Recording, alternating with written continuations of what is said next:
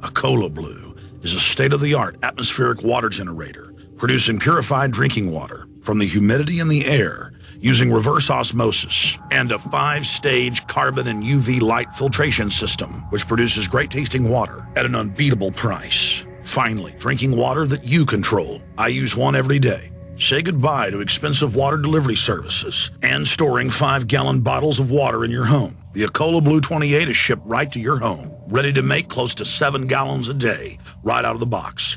They have a 30-day money-back guarantee. Call Acola Blue right now at 866-585-4044. That's 866-585-4044. Or visit Acola Blue at ECOLOBLUE.com today. A day unlike any other in the long course of American history, a terrorist act of war against this country. The enemy struck America on September 11th. But who is the enemy? Bin Laden. This is his MO. We have to look to the Middle East. We have to look to Osama bin Laden. Fabled Enemies is the first 9/11 film to take a close look at the terrorist ties to intelligence networks inside the United States. Some U.S. investigators believe that there are Israelis again very much engaged in spying in and on the U.S. I'm aware that some Israeli citizens have been detained. Bin Laden's connections to the CIA, the hijackers' ties to the FBI, the Saudi Arabian connection, the Israeli intelligence network, warnings and war games, the shadow government, and much, much more. Fabled Enemies. Get the DVD at Infowars.com or see it in super high quality, along with hundreds of other titles at PrisonPlanet.tv. Either you are with us or you are with the terrorists. With food prices soaring to all-time highs, as the dollar continues to fall in value, what can you and your family do to guarantee that fresh, nutritious vegetables will make it to your dinner table? Garden in a Can. Garden in a Can is your source for premium, long-term storable seeds. Garden in a Can is ready when you are. Plant them now or store them for when you really need them. There are 16 large, hermetically sealed, non-hybrid, open-pollinated packets of seeds, along with detailed planting instructions sealed in a can for ultimate long-term protection. Garden in a Can. It's that simple, fresh, healthy, easy. Only $69.95 for over a half acre of safe, fresh vegetables, ready when you are. Stop procrastinating and start preparing with Garden in a Can. For more details, visit gardeninacan.com today. That's gardeninacan.com or call 866-598-7396, 866-598-7396.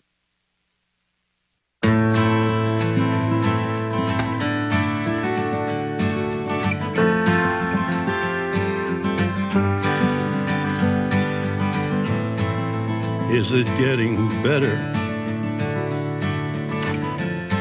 It's the Alex Jones Show. It's so hard to interrupt Johnny Cash when he's doing his thing. I love the Cash. We're going to be taking your calls in this segment.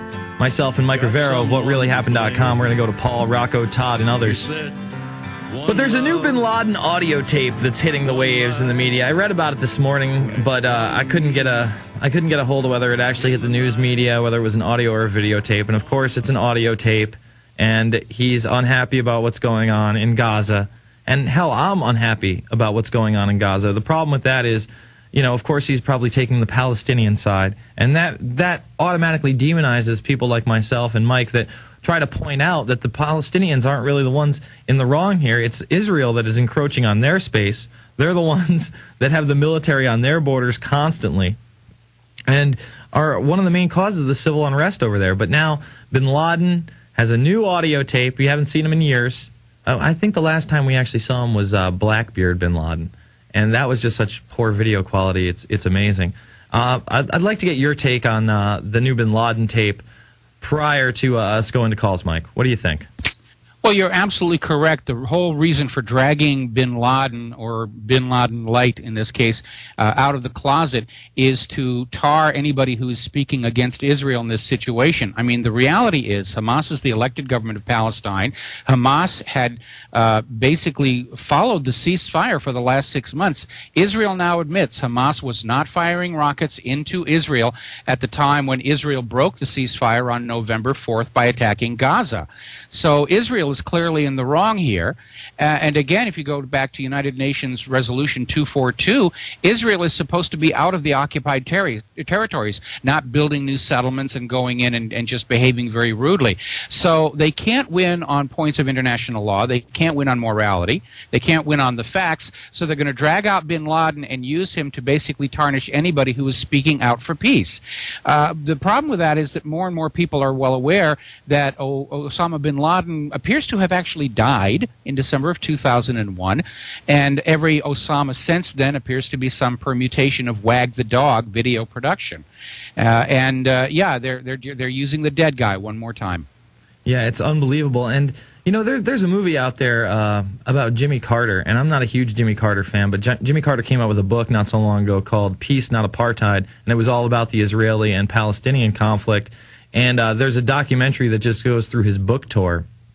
And it's something very palatable for the mainstream, for somebody like your uncle or your aunt or your cousin that doesn't really know about this stuff, but knows who Jimmy Carter is, and I suggest people get that. All right, let's go to calls. Let's go to Paul in Florida. Paul, what's on your mind? Paul, are you with us? Yes, sir. I'm so happy to be able to get through today. I'm a first-time caller, but I've been listening since the beginning of the Alex Jones way back. I've listened to Genesis before he was on.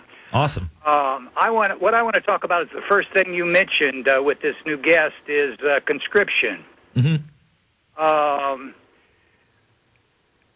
Can I read you the 13th Amendment? It's one sentence. All right, go for it. It says, neither slavery nor involuntary servitude, except as a punishment for a crime, whereof the party shall have been duly convicted, shall exist within the United States or any place subject to their jurisdiction. Mm-hmm. Does this not make conscription illegal? Is that not involuntary servitude? I would say it makes it constitutionally illegal. Unfortunately, the people that are running the show right now could give a damn about the Constitution and Bill of Rights. What do you think, Mike?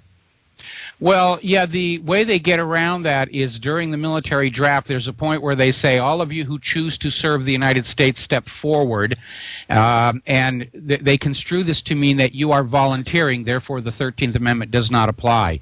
But yeah, we have a government that is absolutely ignoring the Constitution, which in my point of thinking delegitimizes them already, along with all the obvious lies.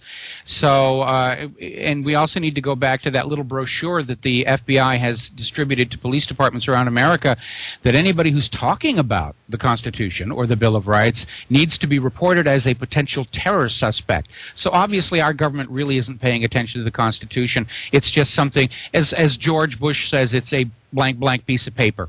Absolutely. And, you know, it reminds me of the days that my history teacher used to carry a pocket Constitution around all the time, and he was very proud of this fact, and he would whip it out whenever, you know, there was a question. He'd say, well, actually, this part of the Constitution says that I don't have to do that, and now he's supposedly a potential terrorist? Geez, I just thought he was someone who was trying to help. All right, let's go to Rocco. Rocco, what's on your mind? You there, Rocco? Yes, sir. Yeah, I'm here. How are you? Good. Hey, listen, I just want to remind the folks out there, you know, about this new administration coming in and what their future plans are for this country. And, you know, I'm extremely, I guess, hopeful and optimistic that Obama is not going to end up being who, you know, everyone fears he might be. But you never really know until, you know, you guys in office and you give him a try and then you see what he actually does. Sure. But, you know, one thing that I'm really concerned about is, you know, our loss of freedom and our loss of rights in this country. And, you know, I mean, how much freedom did we have against the terrorists of 1770? When people were actually, you know, on the streets shooting themselves. And then we forget that in the 1800s, the British actually came and burned Washington, D.C., and still didn't have the Patriot Act. We didn't have all of our rights taken away. We weren't having our phone calls listened in on and everything else. So, you know, I feel like there's a bigger agenda going on. I also, you're kind of cutting in and out, so we're going to let you go. But I also feel like there's a bigger agenda going on. And in fact, the cover story of Newsweek is Obama's Cheney problem. And Newsweek is pointing to all these executive powers that the Bush administration has passed over the last 8 years. But they're making a case that Obama will not misuse these powers, so there's no reason to get rid of them via executive orders. What's your take on that?